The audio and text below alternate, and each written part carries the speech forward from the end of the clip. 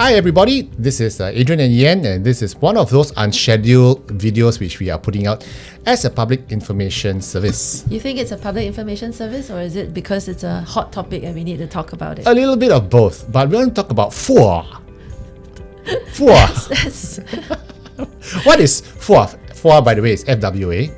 Flexi-Work Arrangements. Yes, it's a framework, it's a set of guidelines that was released by WTF, and it talks about how employees can arrange for flexi work.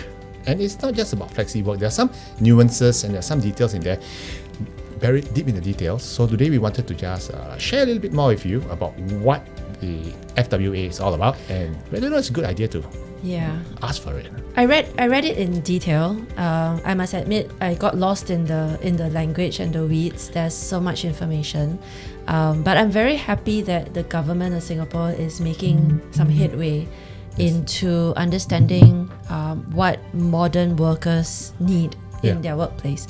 So even if there's no actual mandatory type behaviors, or there's no they can't force companies to give flexible work arrangements. Yes. But the fact that they've put out such a notification as a guideline is a signal and a message to be a little bit more progressive, which I think is a good thing. I think it's a good thing too. So let's jump into the details of this FWA. Okay, the FWA, the Flexi-Work Arrangement, actually you're right, it's a guideline put forward by WTF, which is a tripartite alliance for fair employment practices. Oh, I got it right. I'm so happy you got that. I'm so impressed by it. I'm impressed myself. And you haven't even had coffee. Yeah. And it was put together in collaboration with the employers and the unions and everything. So there are basically three things you can negotiate on. Okay, the first is what we call flexi place. It means you can work from anywhere. And I'm going to give the actual definition. Flexi place means where employees work flexibly from different locations aside from their usual office location, which means work from home, telecommuting, which means that you can actually request for flexi place. In fact, you could work from the Maldives. Yeah. You could work from Perth. Yeah, Bali, So technically you can request for flexi place. The other thing you can request for is flexi time. So you can rearrange the hours that you are online. For example, if you needed time to send your dog to doggy daycare, or you needed to pick up your elderly parent to medical and everything. Yes. So flexi time is defined as where employees work flexibly at different timings with no change to total work hours and workload. So in other words, like flexi hours, staggered hours, flexi shift, compressed work schedule. I like this idea of compressed work schedule. Yeah, if I can get more work done in less time, then I think I'm not giving you enough. By lunchtime, I'm out of the office. I'm not giving you enough work. That's it, I'm out. Yeah. Then I'm not giving you enough work. Yeah, that's true, right? That's true. And the third area which you can request for is called flexi load, which is where employees work flexibly with different workloads and with commensurate remuneration. Wow, such a big mouthful of words. I basically think you can ask for less work for less pay. Kind of. And they were talking about job sharing as well. Yeah. If it's possible. So it's basically So it's like instead of working 5 days a week for 5,000 a month, you work 2 days a week for 2,000 a month kind of situation. Yeah. So job sharing, part-time work. Those are some examples. So those are the three things you can request: flexi place, flexi time, and flexi load. And there are mechanisms in place. Okay. When this thing fully kicks in, there are mechanisms in place which will allow for you to make a request to the organization, and the organization cannot say, I'm not even going to consider. Wait. The organization has to seriously consider. Yes. Yeah. Notice they cannot say, I'm not going to talk about it. Right. So according to the guidelines now, the employers have to consider. But they can talk about it and then say no. Yeah. And on what basis do they say yes or no? So there are two outcomes. Okay. They can either say yes, which means that, okay, fine, whatever you want, we'll give it to you.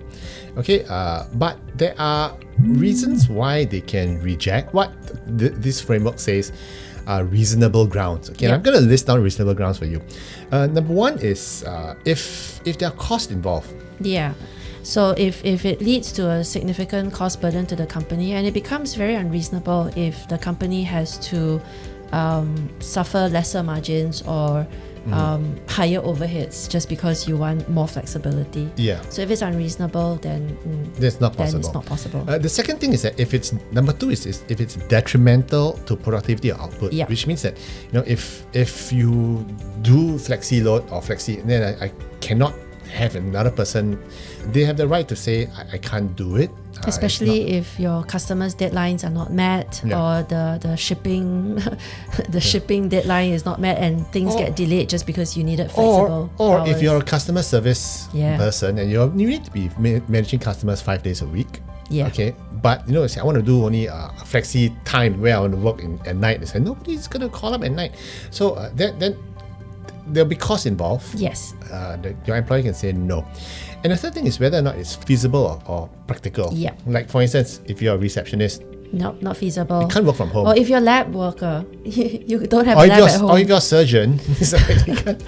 Dentist. So there are a lot of roles that require for you to turn up. So it has to be practical and it has to be feasible. Yeah. On these three key broad terms, your employer can reject you. But then they also, the document also lists some points where the response for rejection is deemed unreasonable. Yep, especially for like a management that says, "Oh no, I don't believe in such things. There's no way," and so they kind of shut down and not give even a modicum of thought. Yeah. Yeah. So that's why, modicum of thought. Wow. I don't know. I had my coffee. Okay. Like Your IQ just jumped up little like bit. 2 points. I feel smarter because I had coffee. A modicum. Wow, such impressive big words. Okay, stop with the trolling. Word for the day. An unreasonable ground for rejection could be the manager says, I don't believe in FWAs, or it's not in our company culture to do it. We've never done it before, so we're not going to do it. Or the line manager says, no, I need to ensure that I can see you working. And I'm going to measure your productivity by the warmth of your chair seat. But there are some managers who count the minutes and the seconds, and they would write nice emails to say, you know what, we need to turn up early, we need to start work on time, passive aggressive type emails. And I think these are some of the examples which are deemed unreasonable. Yes. But these are not reasons that are comprehensive. Okay, Yep. there could be other reasons. I feel they left something out in here. I think a reasonable grounds for rejection should be if the person is not performing. If it's on PIP, Yeah. and you're not delivering, or even not on PIP, but you're not delivering and you're asking me for it, I think it should be grounds to say no. Yeah. And or if you just started, gosh, you just started, you haven't figured out the systems, you don't know enough people, you don't know who you're supposed to collaborate with, and you're asking to work from home. No, that's kind of unreasonable. So this other thing that comes up is that the big question is, whom does this regulation framework apply to?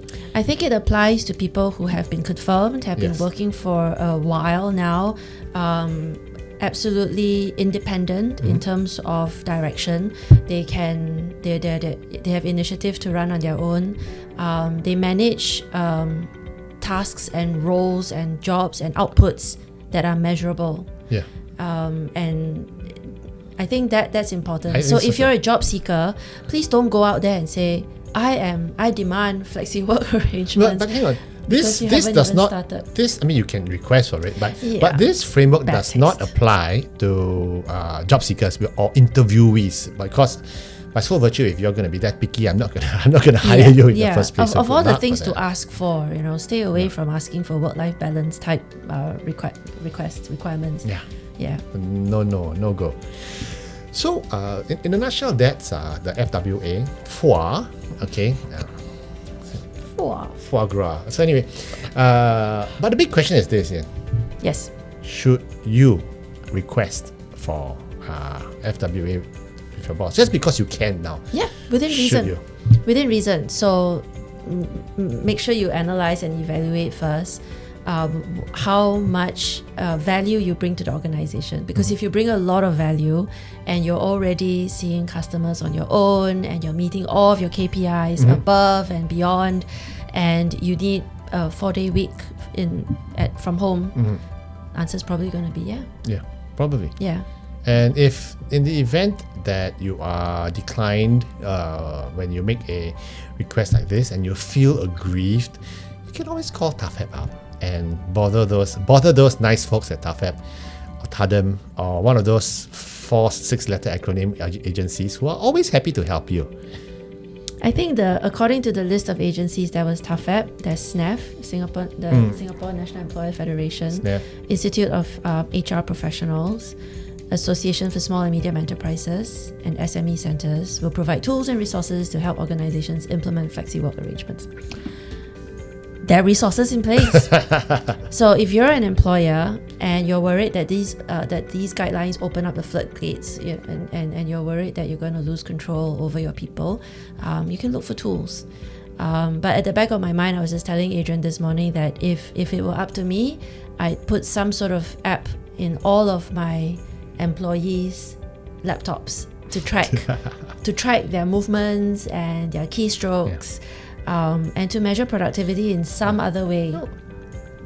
Or just to get a person's output, right? I mean, it's not just input. Sometimes output's not obvious. Yeah, correct. Like know, if you're in there finance, are jobs. There are roles that you can't quite measure. If I'm looking at it from a boss's perspective, okay, I'm looking at it and I'm saying that, hey, this person has applied for FWA for whatever it is. Okay, if it's a performer, and I'm confident that this person is trust, that this person can deliver. Big word, trust. Why not, right? It is all about the trust. Yeah, and I think it shouldn't be. But then again, as an employer, I'm thinking, but I trust this person, but her colleague's very irresponsible. What if I set a precedent? And then I let her go, and then the other people go like, then it's like your favorite child. Your favorite child gets all the benefits, and then the rest of us orphans are unloved. Yes, and then it opens up a huge can of worms. Yes. So no solution is perfect. No. And there's no perfect solution. Okay, so I think there are things they need to manage, and that's why HR comes in to act as the ballast to ground the company and to make the right decision. So business leaders out there, if you're stuck, talk to your HR manager. From the perspective of an individual though, if you are an employee and you want to maybe be out of sight for a couple of days a week, we rarely recommend it. And if you are in the business of trying to accelerate your career, you want to be visible, you want to be seen.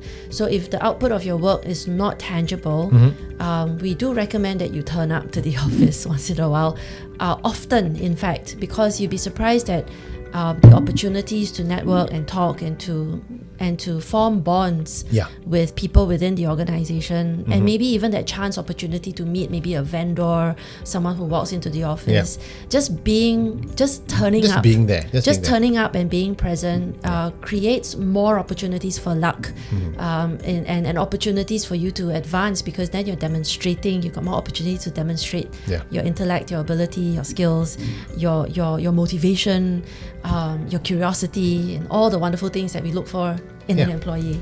We want people who are proactive. So if you are out of sight, out of mind, and then you complain a year later that you weren't promoted or weren't given the bonus, maybe you should just turn up in the office.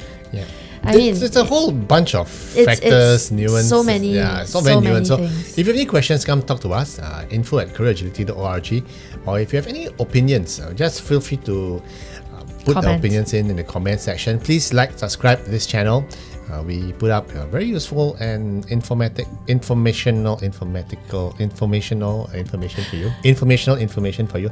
Now, you know what? It's time for my coffee. Yes, so it is. Have a great one, guys. And once again, any comments, please drop it into the comment section below. Have a great one. Bye.